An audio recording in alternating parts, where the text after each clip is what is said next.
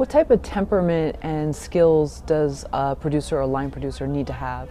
Patience. A lot of patience. Yeah.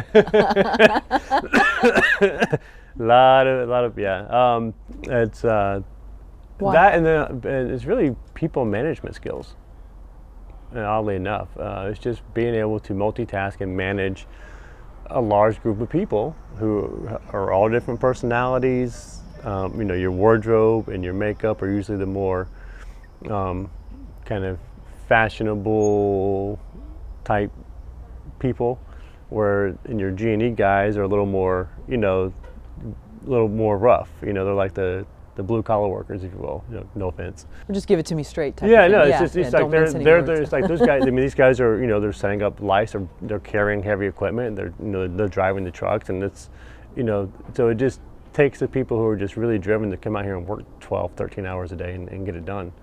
So no matter the department, it's about the ability of people to really come here and have a great personality and positive attitude to work 12, 14-hour days and get the job done. So for me, when I actually hire anyone, from the PA to the grip to the gaffer to whatever the department, I usually base it off their personality and the type of energy that they bring in the interview. Because to me, anyone can learn a skill set. Anyone can really, build that resume of accolades, but if they have a bad attitude or negative energy, and their morale is not very high, like, I won't hire them. I don't care who they are, because I want my sets to be ran at the highest level. So when the problems always happen on set, so when something happens, I want a team that's going to say that we got this, we know how to get around this, and keep the ball rolling. Mm-hmm. It sounds like in some sense you have to be a chameleon to deal with different personalities, and maybe they're not bad personalities, but they just receive information in different ways. Yeah, absolutely. Mm-hmm. And I think I was smart in the way I went about learning about producing. Is when I was younger, I worked for a production company, but when I moved here, I just focused on acting. And before I shot my first film, I spent a year working production. I called up all my friends that worked it and said, "Hey, can I come work in your department?"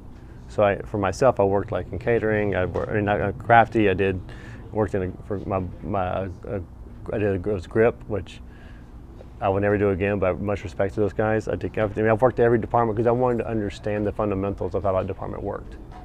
And I thought as a producer, that education would be great for me to be able to communicate properly with those guys, to know when to understand their terminology, to know what they needed, to know what they didn't need it.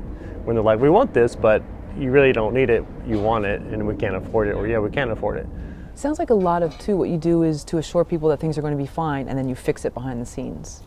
Yes. And keeping calm. We never want the production team or the crew to really know what we're dealing with behind the scenes. So for example, we had something happen the other day, which was we couldn't keep under wraps because an actor just didn't show up. Sure. So when something like that happens, you can't keep it under wraps, but right. We always have a solution, and we always have hey buddy. This is what you deal with when you're in charge. Just gotta keep it together. That's right, man. Appreciate it. These are called C47s for whatever reasons. To me, they're clothespins. Clothespins, yeah. I remember drying my laundry. I forgot what a lot of the terminology is interesting because it comes from like when they were making movies in the 20s and 30s, they just came up with random names for things like this. Interesting. Yeah, but yeah, so it is, we want to keep everything kind of, behind the scenes, and always have a plan A, B, and C, and if something goes wrong, we resolve it. And that's really the biggest job as a producer, is problem solving on the fly. And making sure that things keep moving.